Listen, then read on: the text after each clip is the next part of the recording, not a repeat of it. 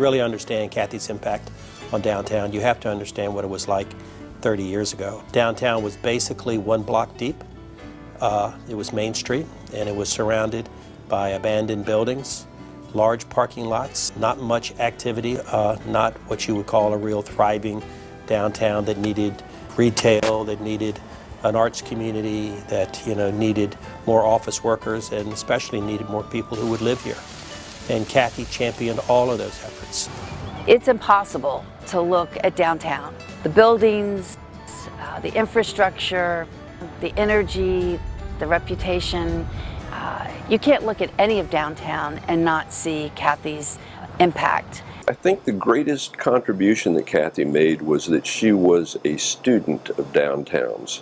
She was not just an advocate of this downtown, but she was a student of downtowns, and she was scholarly. And because of that, she was data-driven. Her decisions were never anecdotal. Her decisions were always based on solid facts, what's worked in other areas, what's worked here, and we've been well served by that. As I've talked with friends who know Cathy well from the International Downtown Association, the same words keep coming up over and over again: respect, integrity, dignity. I think Cathy brought a sense of dignity to the board. During Cathy's tenure at the Downtown Norfolk Council, the Downtown Norfolk Council was instrumental in establishing the Downtown Historic District, in creating the Downtown Improvement District, and that's been an award-winning program. The public's safety ambassadors have been given awards by the Virginia Governor's Conference on Tourism. The Clean Street Ambassadors received an award as the best preventive maintenance program in the country. I think the Downtown Improvement District is a long-standing legacy for Cathy. When retailing disappeared pretty much from the downtown scene prior to MacArthur Mall opening, Cathy had the vision to change the association from what essentially was a merchants association to an advocacy group, and began to seek help from all the people who had interest in downtown, and turned it into a vehicle for rejuvenating downtown. When I first moved downtown in 1983, there were still planters on Granby Street, and I'll never forget oceanfront people saying, don't you walk around with a gun? Or what Cathy has done with making Granby Street and the streets around it, which nobody ever thought would happen, neat and clean. And with those ambassadors, it stays that neat and clean and safe, constantly safe. I think Cathy's greatest contribution to downtown Norfolk was her ability to convene people. She just has a great sense that allows people to come together around a table with different agendas and different views, and somehow Cathy gets them laughing and gets them all on the same page, and usually gets them thinking the way she'd like them to think about downtown. When you look at this downtown and you look at live, work, dine, play, it's a fertile ground for conflict. These things don't always mesh very nicely. She was not conflict resolution. Cathy was conflict anticipation. Cathy attempted and succeeded in not having things reach a point where there was actual resolution that was necessary. Cathy's always been a great advocate for the arts, and went out of her way to make sure that the arts were always represented and included in any decision or any strategic discussions about the future of downtown. The light rail, of course, Cathy really put her shoulder to that one. We were very unique in that we have a very compact and tight downtown, and trying to drive light rail through some of those streets seemed like an impossible task. It would take someone with a lot of patience. It would also take someone that the community really believed in. And they believed in Cathy, and she delivered for them. She has brought so much personal passion and commitment to everything that's happened. You can't separate, you cannot, no one can separate downtown Norfolk from Cathy Coleman. And her legacy will live on for generations to come. I think everyone in this town who's been in this town for any period of time at all has at least one favorite Cathy Coleman story. And mine goes back again probably to the late 1980s when we were getting ready for a Holidays in the City parade. The weather was wretched. It was horrible, and the long-range forecast was even worse. And I looked at Cathy and said, "Cathy, what do we do if it rains?" And Cathy looked back at me, never said a word, but I had no doubt in my mind that it better not dare rain. And for 28 years, we've had clear weather for Holidays in the City.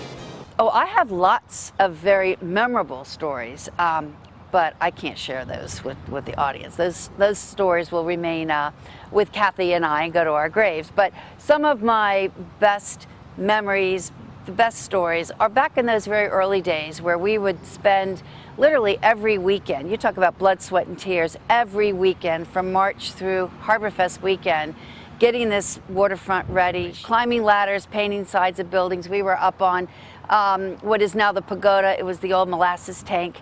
I do remember after we got it all painted with these giant letters, I got the call from Cathy saying we painted Bienvenidos wrong, and we had to get that changed. So that was a memorable moment for sure. There we were at Pier B. We had two tall ships docked on either side. One was an American ship, and I forget what country the other ship was from. But they had had a soccer game that afternoon, and the Americans had won.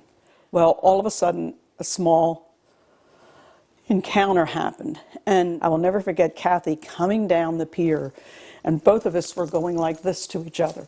So when we see each other nowadays, it's always, it's like, who was to blame for this? My one-word description of Cathy would be visionary. I think she had a vision for what Norfolk could be. I thought about this before, and I would probably now say tenacious, but enthusiastic and loving. I was going to say stubborn, but how about persistent? The one word I would use to describe Cathy is passion. About downtown Norfolk, she was passionate about her staff. She brought a great enthusiasm and passion every day to what she did, and the hours she worked, I sometimes wondered how she maintained that.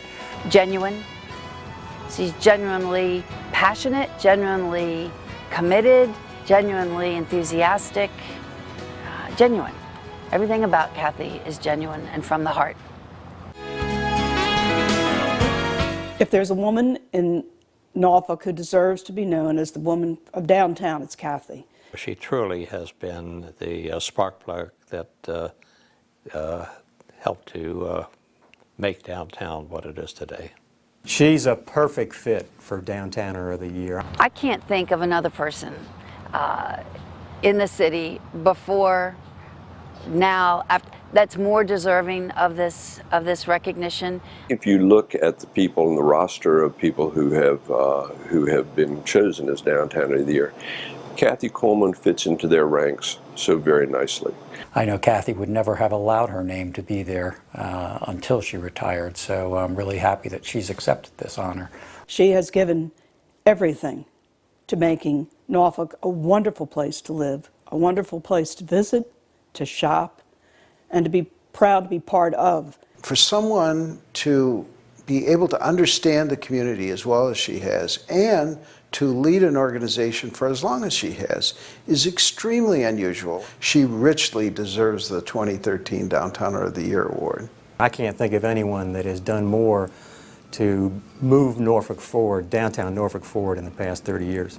Certainly it's appropriate that Cathy would be named Downtowner of the Year, but quite honestly, she could have been Downtowner of the Decade or the past 3 decades. I mean, 1 year doesn't seem quite fair enough for 30 years of commitment to downtown, but any year would have been a good year for Cathy.